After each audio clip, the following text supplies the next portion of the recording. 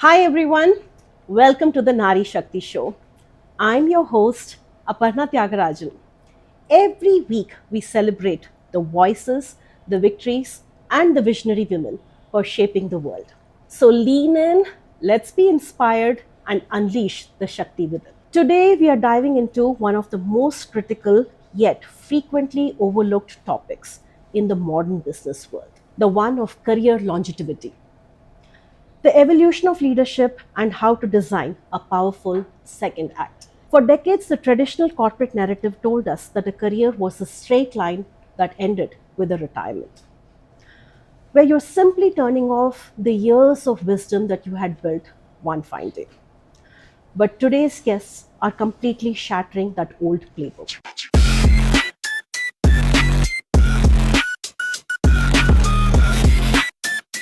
Joining me in the studio are the co-founders of Second Careers, an innovative platform built to help experienced professionals pivot, reinvent, and redeploy their leadership capital. We have not one, but two special guests today, and the third one who's going to be joined online. Welcome, Shanti Naresh. Hi. Shanti Naresh is a global human resources leader and an executive coach. With decades of experience navigating talent strategy at firms like Mercer, she brings an unmatched tactical understanding of how corporate structures must adapt to unlock the power of a multi-generational workforce. Welcome, Sudha. Sudha Srinivasan is an expert ecosystem builder and social impact leader. Formerly with Intel and the Nudge Foundation, she also heads women's health at Samyak, bringing a deep passion for aligning corporate expertise with systemic social needs. Now, before we get started, we want to give a quick shout out to their third co-founder, IT industry veteran and former global CEO, Sushma Rajagopalan, who helps round out the powerhouse trio behind this venture. So welcome to the show. Thank you.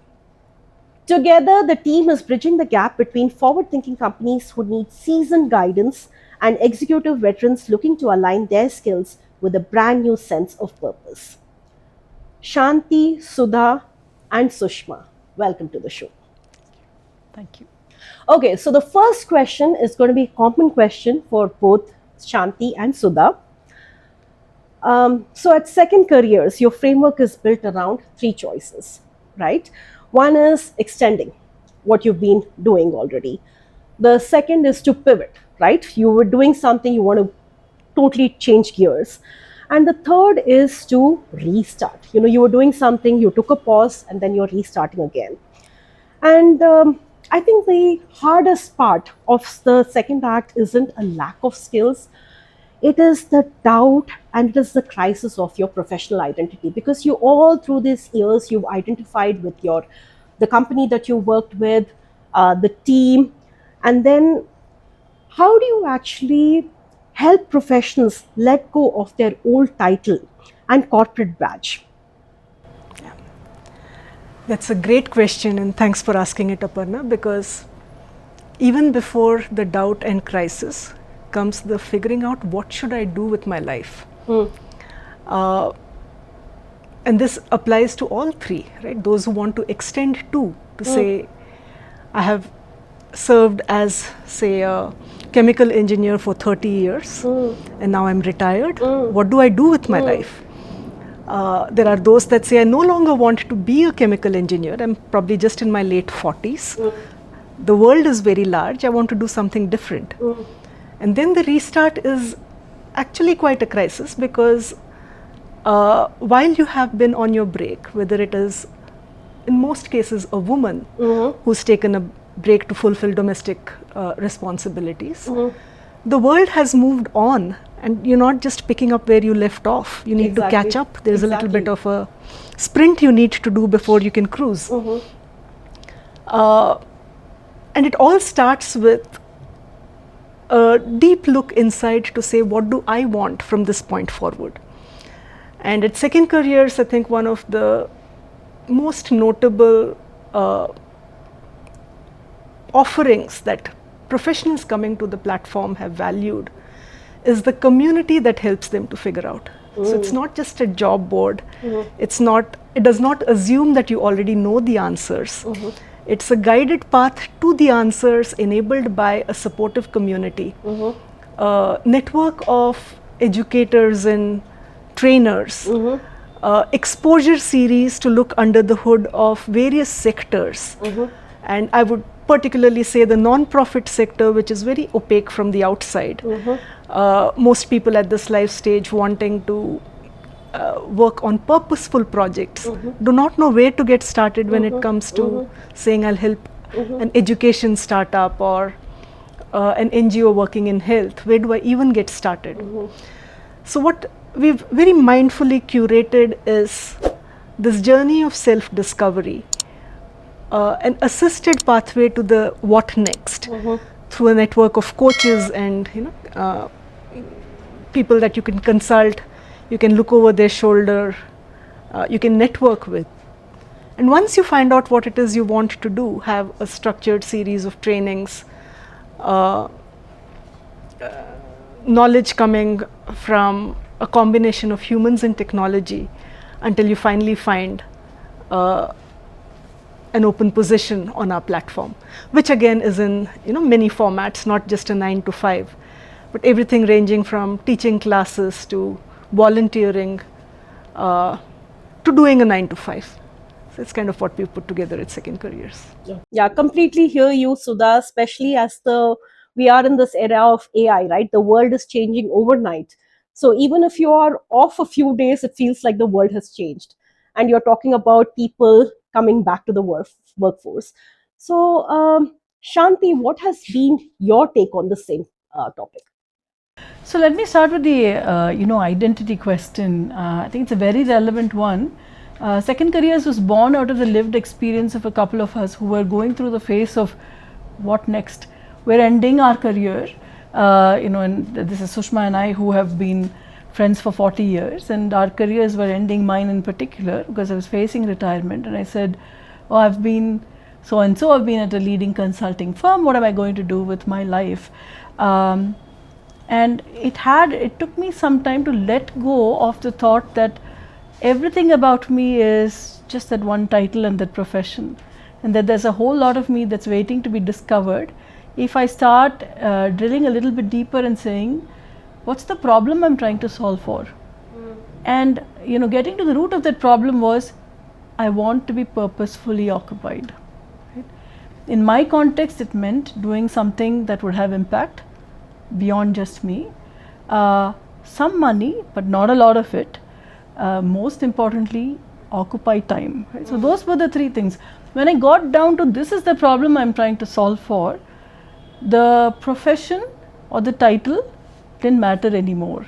It was a self-discovery of what mattered, what was the problem I'm trying to solve for, and can I step back and get a broader picture and understanding of what are the various things that are coming in my way. Surely if I wanted to retain my same title, it would mean looking for the same job, going back to the same company or another company and asking them to reverse their policy since I was at retirement age, which was not possible. So then it forces you to think back and say, no, that's not the real problem. Right? So what if I'm not called XYZ at company ABC? It doesn't matter. That's what led to the creation of Second Career. So I wanted to say that letting go is a big challenge, but it, part of it is going back to what is the problem you're trying to solve for yourself. And when you identify that, it's much easier for you to let go because you're actually getting excited about discovering a new side to yourself. And do you think over the years there's been a societal mind shift, so to say, because there was a time when people used to look forward to retirement. It was earned retirement, right? I've worked hard for so many years. This is my time to enjoy, relax, be at home. So how do you think the society as a whole is changing? The one thing to note, and I guess we see this in our lives, is that we're all living longer at a much higher baseline of health and physical ability and mental ability. Very true. Right? We will all live well into our 70s and 80s, sound of mind and body. Perhaps the first generation in India to see that. And we're still retiring at 58 or 60. Right? So there's a good 15, 20 years ahead of you where calling yourself retired does not suffice. At the same time, we're also intensely aware of growing disparities, problems that need solutions of public good. Right? For example, it need not just be poverty alleviation or anything to do with economic disparities. It's also problems like road safety and traffic and air quality and water quality, where the solutions are not essentially highly monetized businesses or, you know, a big paycheck. Right? These are also problems that will give you a great joy in deploying the skills that you have accumulated over your first career.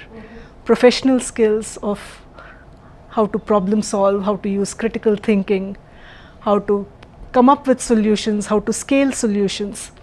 Soft skills on how to use the immense Rolodex of connections you've built, where a quick phone call will achieve far more than, say, months of labor of a younger person.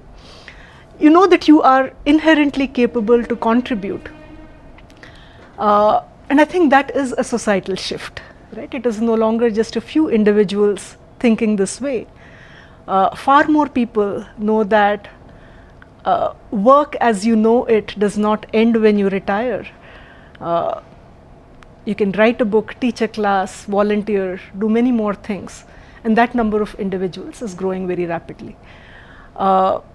Just as a data point, when we launched the platform, within the first 3 months, we had over 500 professionals join the platform. Wow. Okay. And this was completely unexpected because we hadn't even started digital marketing or anything serious. It was just a couple of LinkedIn posts by the 3 of us. Okay. The number of people that put their hand up to join the mission was overwhelming, right? So we were very quickly able to build a team of nearly 10 people, mostly professionals of the target age group. We call them our catalysts. A network of volunteers who without a formal role said, hey, these are the different ways in which I can help. I can help you think through your product strategy. I can help you expand your network of employers on the platform. I can help you reach more professionals. I'll just kind of put my hat in and join you on your mission. So yeah, it's a very palpable social phenomenon, not just limited to a few. Okay, Sudha, now we're going to move on to you.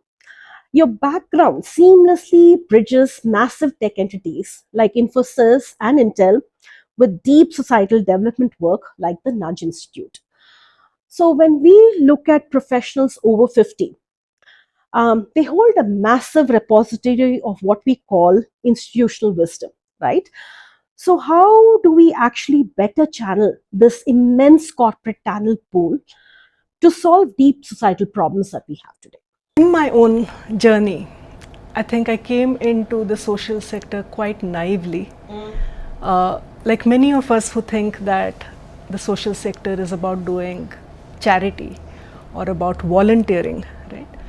I approached a non-profit that had just started off a little over a year old, working in the area of skilling the youth. Okay. And I thought the only roles there would be to be a trainer. And I actually thought I would have to brush up on, data entry kind of subjects to teach a cohort of students, how to get into a skilled profession like that. This was back in 2016. Okay. I just turned 40 and I said I'd achieved a fair amount of my personal financial goals and I had the freedom to kind of look for more purposeful work. And that's kind of when I walked in and with this mindset to explore a job in a non-profit that was working in skilling of youth to make them employable.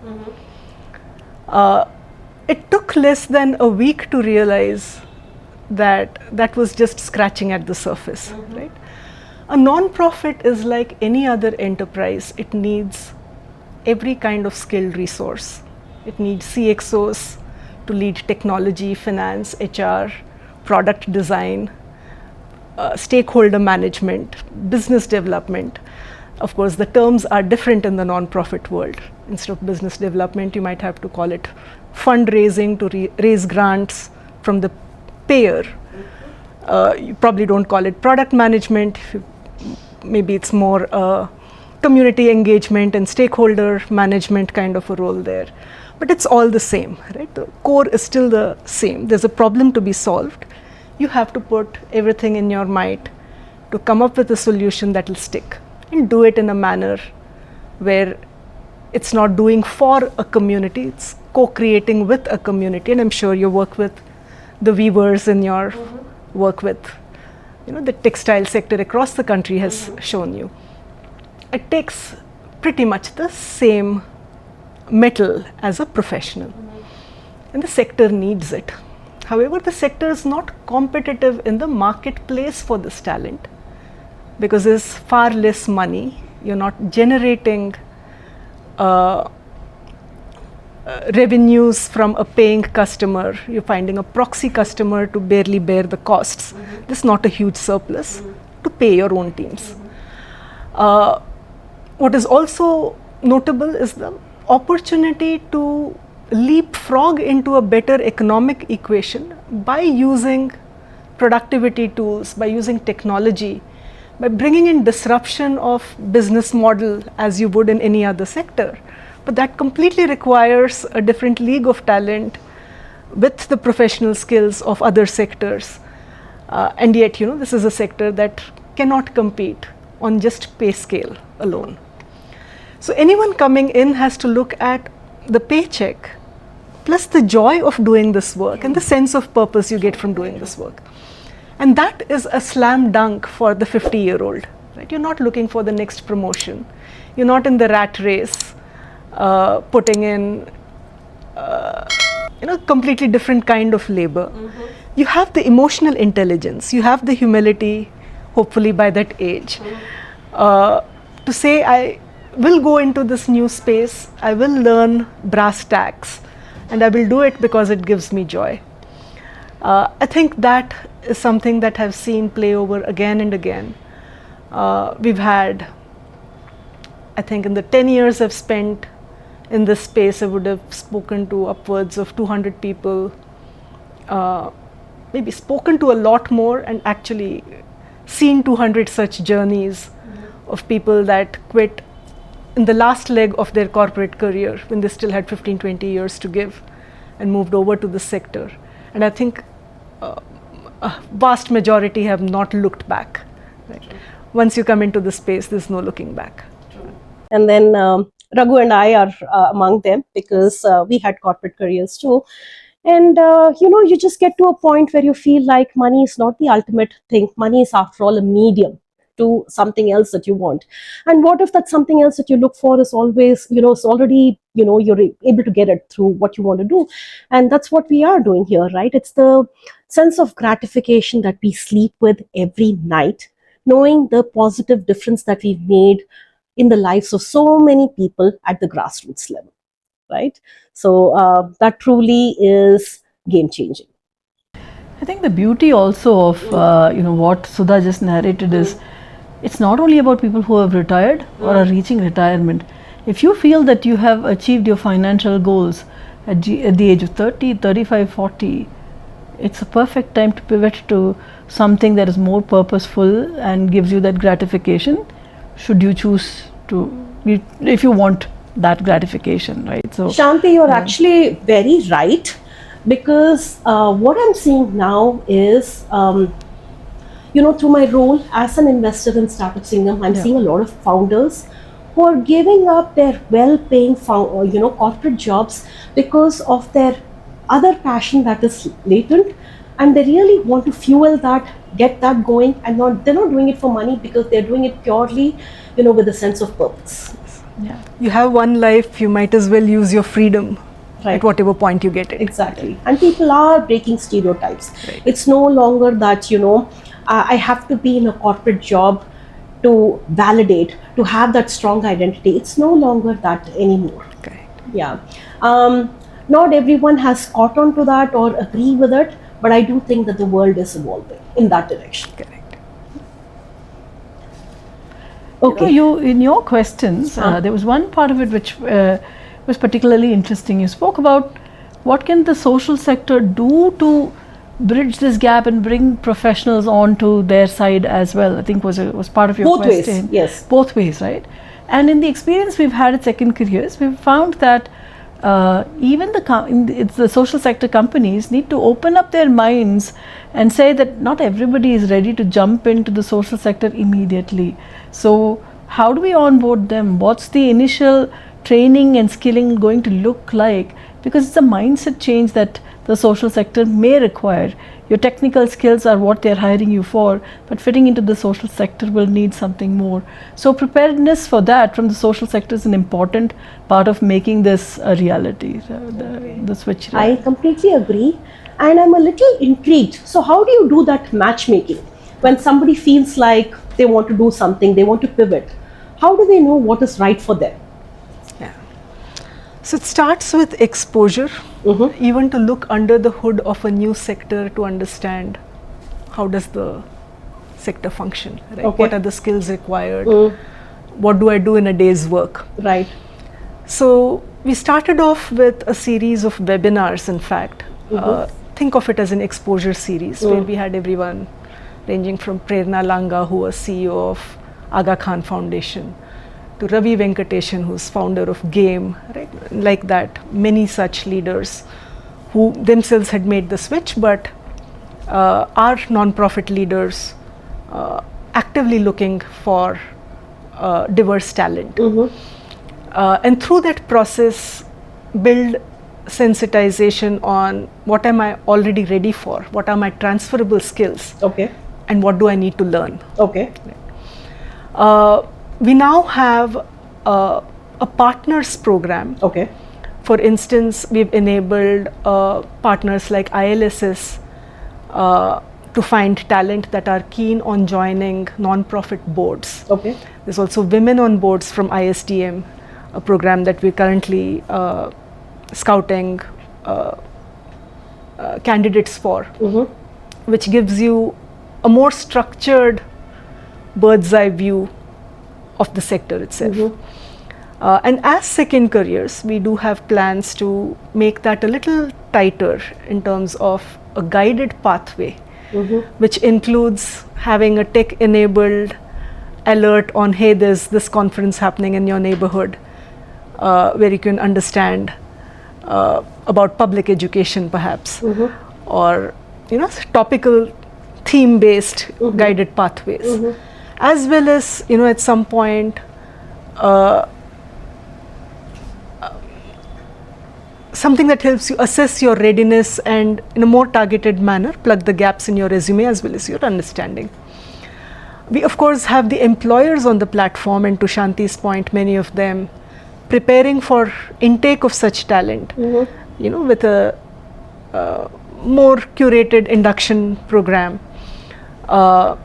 We also have a platform that offers volunteering opportunities, so that before you think jobs, you can experience it by putting in certain volunteer hours.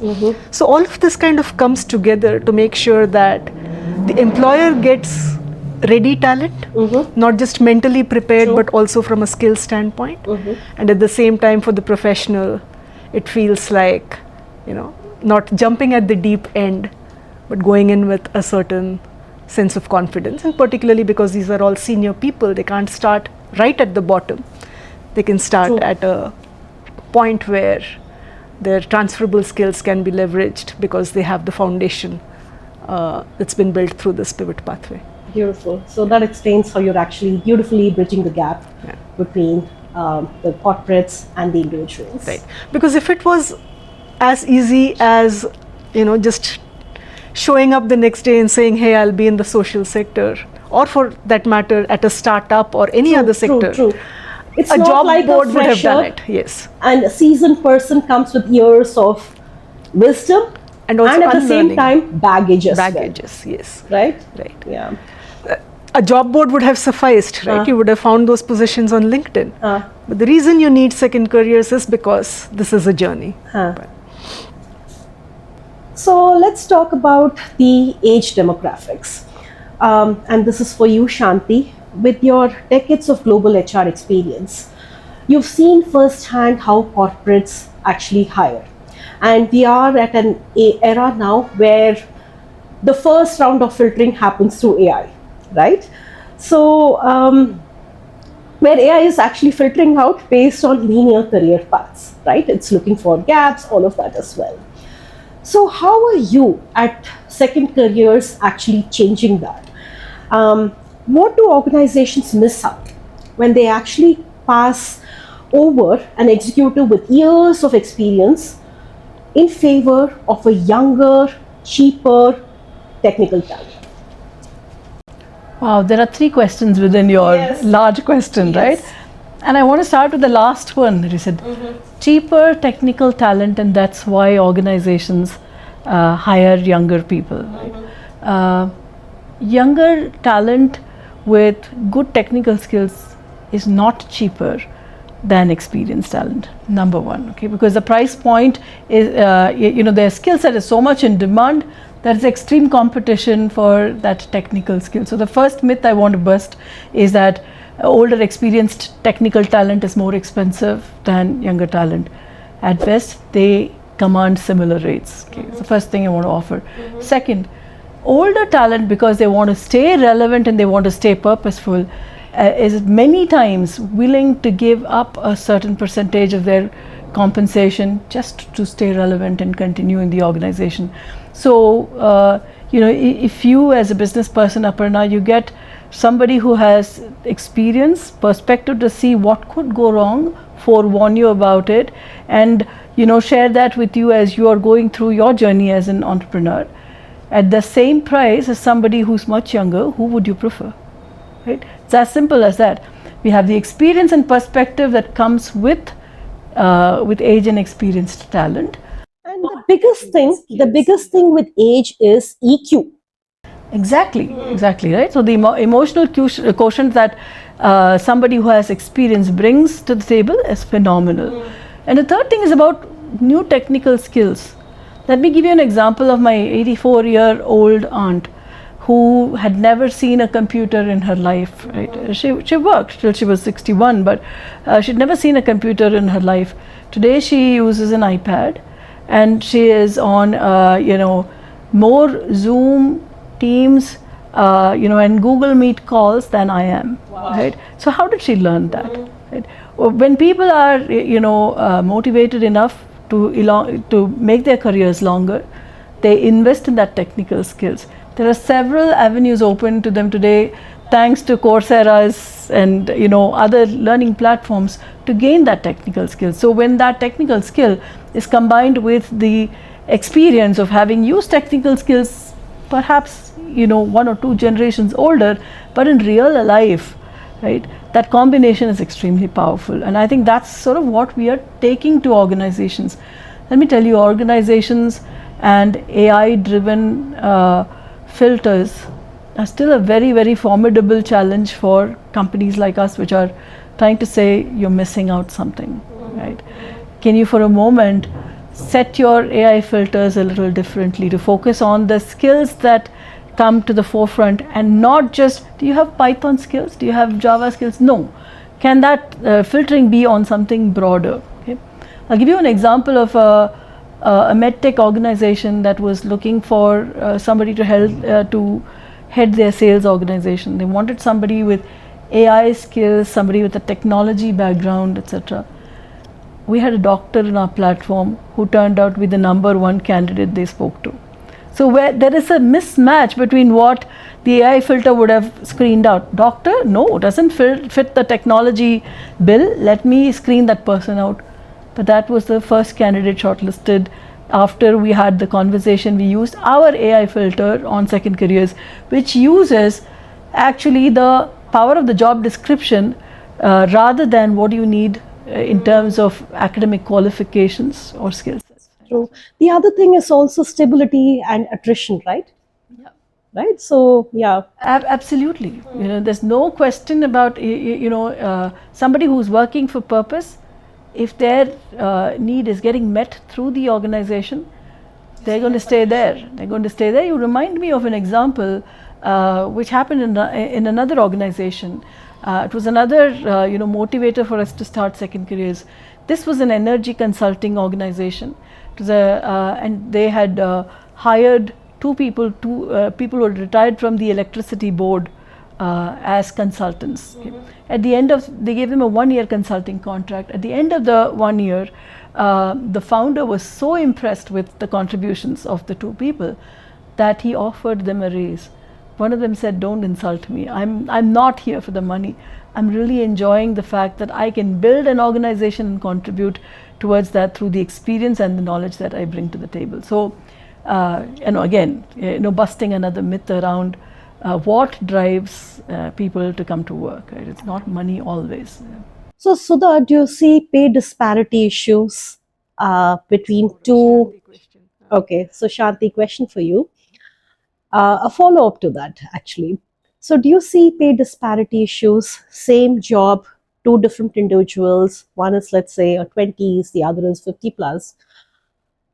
And if there is a disparity, how does second careers actually, um, you know, mold people to overcome that?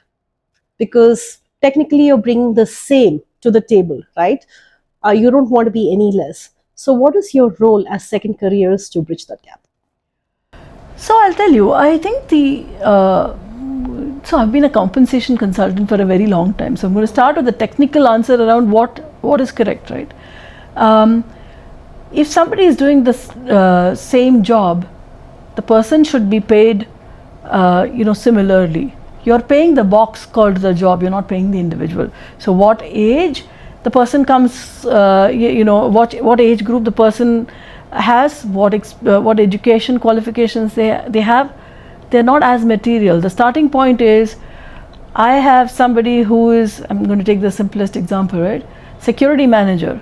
The role of a security manager is to do X, Y, Z. Whoever is in that box will get paid a specific market rate of compensation. Doesn't matter what the other things are. If we keep that as the first principle. Of course, organizations differ based on, hey, security manager A is far more competent and has performed much better than security manager B, and so on. Those will all lead to differences. But you're compensating the box. That's the first fundamental principle, right? When you start with that premise, then from a second careers perspective, we are actually counseling the individual, the 50-year-old who's coming to our table and saying, "I want to apply for that security manager job." We're telling him, this is what the box will get paid. You have been a finance director, but you say that you have all the skill sets to fill the role of a security manager. That's what that box is going to get paid. It might be a 50% cut from what you're getting today. Are you open to that?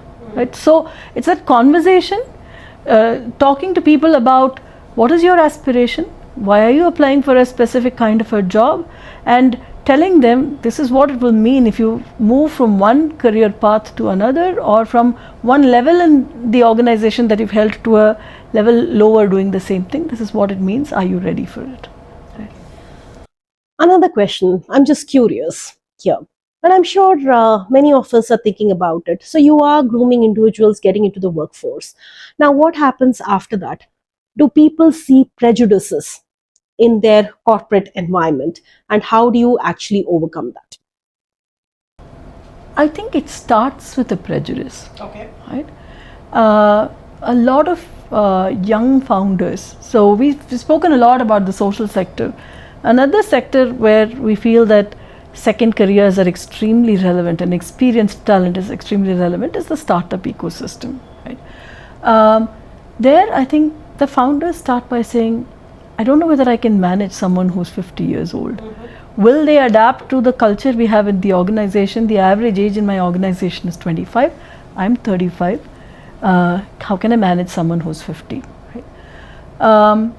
The answer to that is partly in the way you design the job, partly in the way I think you also relate to the person you're bringing in. Right? Mm-hmm. And it's an adjustment that's required on part of all three here. the founder, the next generation employees who are 25 something, and the person coming into the organization. Okay. So let me talk about the job design. We've spoken a lot about permanent jobs. Many experienced people, many people who are looking to restart, who may not be in that 50 age group, by the way, they could even be 35, a woman who's taken a break and coming back. They're all saying that I'm open to flexible work models. Okay, I can be an advisor or a mentor. I could be working part-time or fractional. So these are all considerations where you can say, hey, this is not my mainstream talent, so I don't need to necessarily integrate them completely into the organization. Right? We're taking them for what skill set that's missing in our organization, but it's very valuable. And they have it. And so there's a loose alignment. It's not the same as a regular employee. You're not all going, having beer on Friday. That's like, maybe this is not the group that fits into that. But I'm just saying that one is work design. With this group, you can think about bringing them into various other employment models. Should you choose to bring them into full-time jobs, it's how do you deal with an elder in the family as a founder? Have you ever challenged them? And have you learned something from them? Have you also been able to push back? Actually, for the founder, it is about learning a great new skill set. How do I deal with multi-generational talent, right? So that's sort of what my advice would be to young founders who want the experience to say, it will challenge your skill set, but it will help you build that along the way if you integrate this talent into your workforce. Right? For the 50-somethings, we'll say, hey, haven't you raised a child who's in their 20s? How do you deal with them, right? Can you relate to the workforce that you're going to be part of like they were your child? Sometimes with camaraderie and fun and laughter, sometimes advising. Can you play those roles that you live in real life in that organization? And for the 25-somethings, I have to tell you this, right? Many people, many youngsters that we have spoken to who are like not second careers professionals, they tell us, we love this idea. I want to tell my father about this, or I want to tell my mother about this, and get them to enroll on your platform. So I think the space to build this multi-generational relationship exists when you integrate everybody. It's a little bit of work for everyone to do. Now, the workplace features 4 distinct generations working alongside each other, and we just spoke about multi-generational shift. A lot of people are shifting to fractional leadership, right? Where experienced executives offer strategic guidance to startups on a part-time basis or project basis. So from your respective vantage points, how should senior professionals rewrite their career narratives to fit these flexible fractional models? How do companies successfully integrate a seasoned fractional CXO into a team that's heavily populated by Gen Z and millennials? So fractional is a nice framework that blends the needs of multiple stakeholders. For a startup that can not absorb a full-time senior CXO, For many reasons. For many reasons, including cost, right? You can afford 20% of their paycheck, but not 100%. And you do not have, say, a large team below that can execute at the pace at which, say, the senior leader is going to set direction or frame the strategy. Right? So there's a certain rhythm of the engine that needs the flow to happen at a certain rate. You might be overstaffed if you go in for a very senior CXO as, say, a 9-month-old startup. At that point, you actually need only someone that comes in for 2 days a week. As a senior professional, you're also not in hustle mode working 70-hour work weeks. You want to right-size your energy outflow, show up for a certain number of hours a day or a certain number of days a week while you play your golf and pay attention to your other life needs. You're no longer at a life stage when you're hustling alongside younger people. So it kind of is a win-win framework in which to operate. The portfolio life is when you are able to integrate multiple of these assignments to create an identity, right? Which means at this life stage, most people are looking to be seen as experts. A portfolio life helps you take up a hands-on assignment, perhaps teach a class on the same subject, perhaps start to write a book on everything you've learned, mentor other people, serve on boards, right? All perhaps in that same domain in which you're building your brand as an expert. It's a very nice framework for anyone past the age of 45 where a regular paycheck and an increasing paycheck is less important, where you can truly build a portfolio like you would build a hedge fund. And we come to the next question. So I was going to ask you about your portfolio approach, right? So explain a little bit of what that truly means and why people are actually going for it and should go for it. I can speak from my own personal portfolio at this time. When I quit full-time work 2 years ago, I chose not to start up or join another full-time role, but to pick up a problem space. And for me, that was community health. Okay. So in my current portfolio, I have a hands-on program where we're building a cadre of community health entrepreneurs. I'm leading a group of volunteers who are building digital public infrastructure that will be used by those community health entrepreneurs. So this is the tech part of the portfolio, where it will eventually become a DPI for the country, where any community health entrepreneur anywhere can discover and use AI-based screening and diagnostic applications. Completely separate work, but dovetailed quite nicely. And then there's second careers, which gives me a canvas to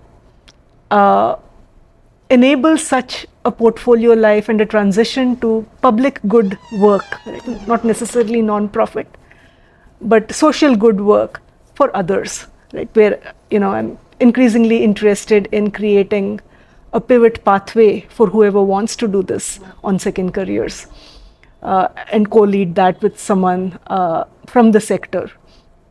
There's also exciting work Sushma is doing on building board readiness. So that will be another aspect of second careers work, which in terms of serving on non-profit boards will be exciting for me to contribute to. So all of this dovetails quite nicely. And because one exists, it helps the other, right? It helps grow the network, right? Your access to information and people at a broader level, and then find that specific depth, which will make each of these individual initiatives worthwhile and successful.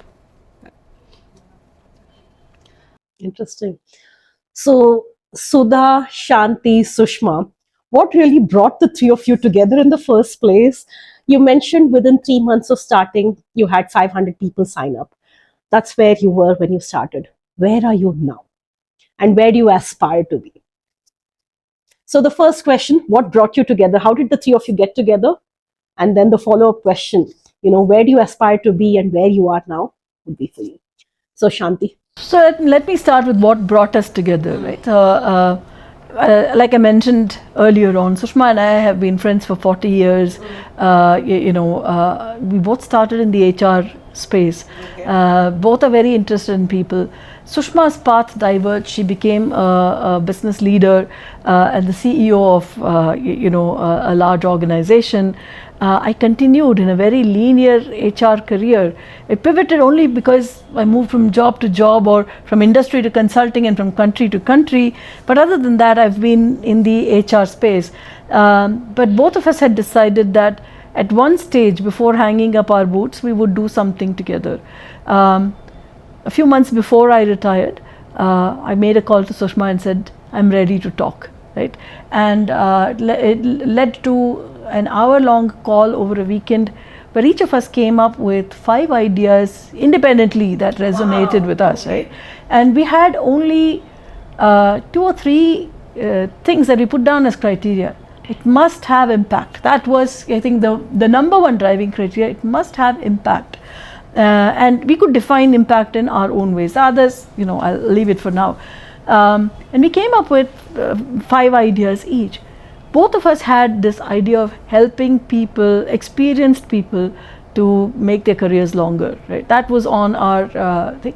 We were living that experience, like I'd mentioned. It's beautiful, because right? I think probably that's what you do at Second Careers, right? When somebody does not know where to begin with, you just put out 5 ideas and then see what is the core, the core purpose. Yeah, exactly. And then you see which one actually is the best thing, your best fit.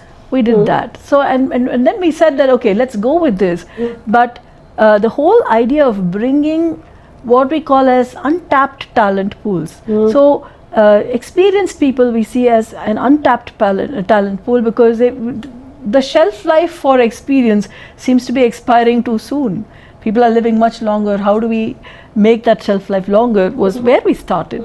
But we said that as we grow, and this goes to the question of where do we want to be, we want to bring several other untapped or under-tapped talent pools onto the Second Careers platform. We've already launched women on our platform.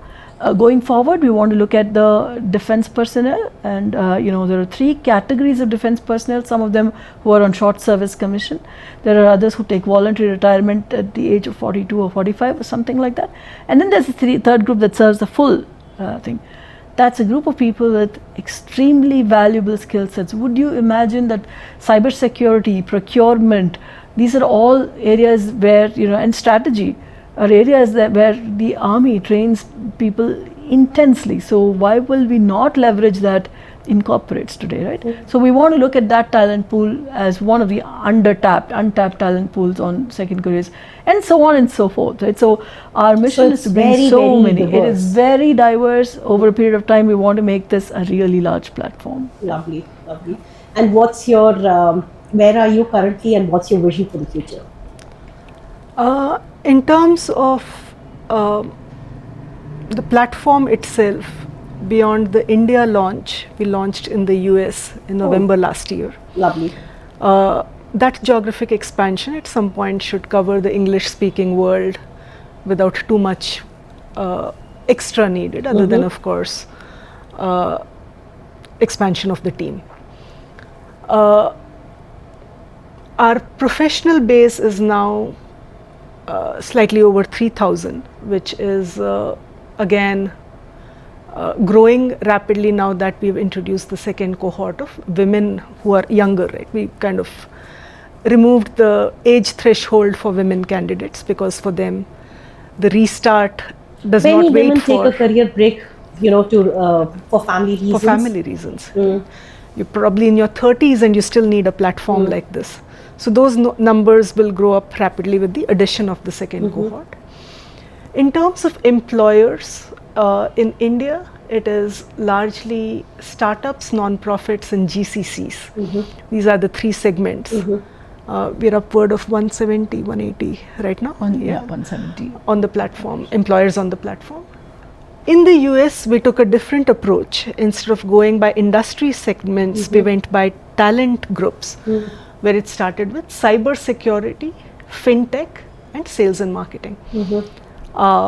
And that is just getting started, given that we launched only in November last year. Lovely. Can't wait to see, where Second Careers will be few years down the line. Especially as people are wanting to realize their true potential. We don't want an age limit on anything, right? We want to go beyond that. So I asked you what brought the 3 of you together. Sushma could not be on the show today, but I'm going to have our signature question for you, Sushma. Sushma, what does NaariShakthi mean to you? Greetings everyone. I'm really delighted to talk to you about my thoughts on NaariShakthi. Nari is simply women and Shakti is power. So the literal translation is the power women hold. But it's more than that. It's about people's aspirations.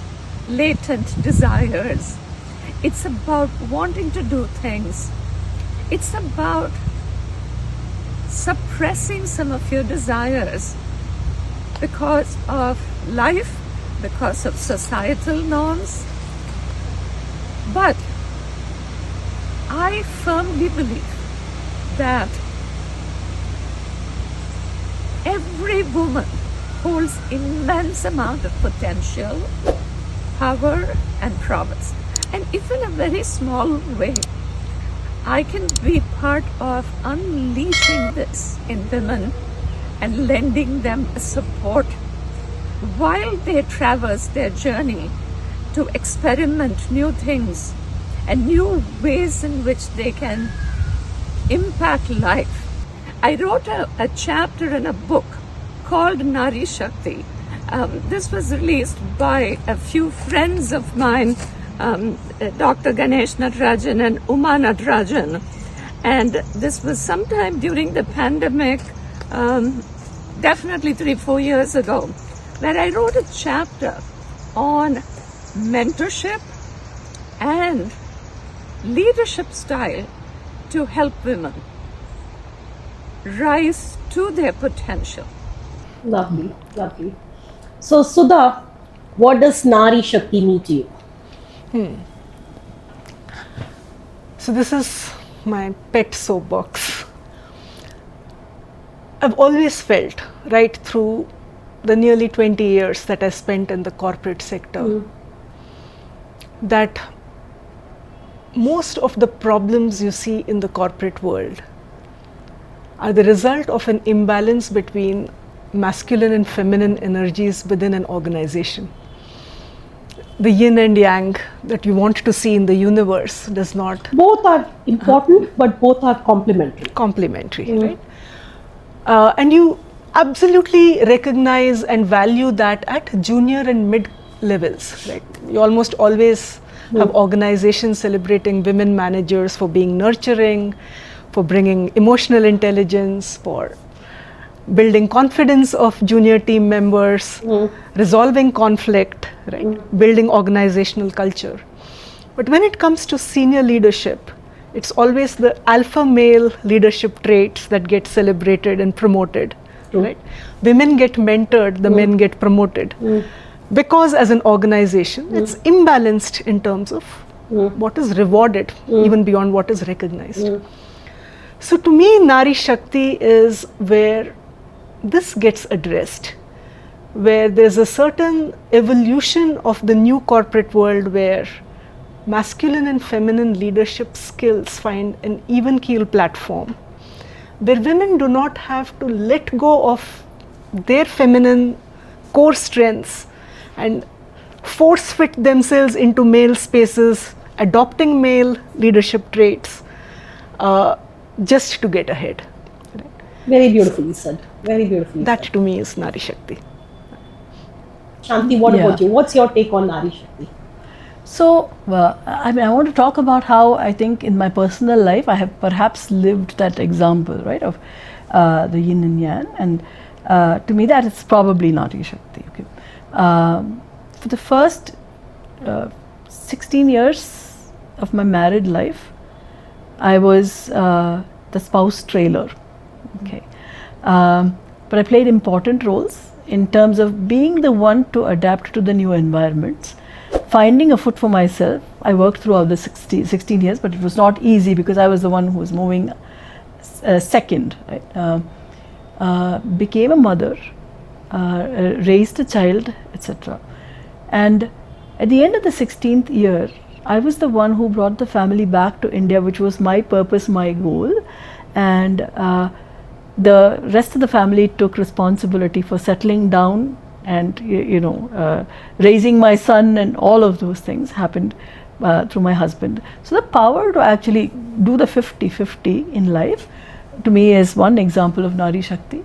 But I think for me it is, NaariShakthi is about bringing the whole of the woman to the world, and including the workplace. If a woman can create, nurture, empathize, sympathize, and grow, then all of those are what I think Nari Shakthi to me is. Completely agree. Completely agree. It was absolutely wonderful, very, very inspiring to host the two of you and also have Sushma talk about what Nari Shakti means to her. The biggest takeaway from today's show to me was longevity is increasing. People want to feel worthwhile. People are living a more conscious life, right? So the concept of self-worth is becoming important by the day. And people do not want to stop one fine day and say, I'm done with it, right? So everything that they've amassed over the years, they want it to continue, right? And feel good about themselves. So if you are there at that crossroads, whether you are in your 50s, you feel like retirement is down the road, or if you're in your 30s, you've just taken a maternity break and you want to return to the workforce, but you're not sure about the what do I do, how do I do, and I know the what and the how, but I need the nudge, then Second Careers is there for you. And if you thought that today's show was inspiring, share it with someone who really needs to listen to it. And do let us know what you thought about today's show. And if you feel like there is someone who needs to be featured, please talk to us. So like, subscribe, follow, and we'll be back with another Nari and her story next week. Until then, stay strong, stay bold. I'll see you then.